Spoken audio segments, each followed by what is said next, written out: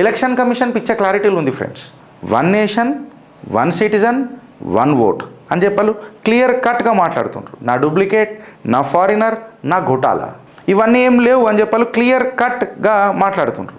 In fact చెప్పాలనంటే మనం అందరము దీన్ని సమర్థించాలి. ఎందుకంటే వికసిత్ భారత్ అని ఎప్పుడైతే ఆయన దేశ ప్రధాని పిలిపించిండు, వికసిత్ భారత్లా డూప్లికేట్ ఓటర్ ఎట్లుంటాడండి? ఆ డూప్లికేట్ ఓటర్లా ఏదైతే తీసేసుడు ఉంటుందో, కంప్లీట్గా రద్దు చేయాల్సిన ప్రక్రియ ఏదైతే ఉంటుందో దాన్ని ఖచ్చితంగా వికసిత్ భారత్ యొక్క భాగమే కదా.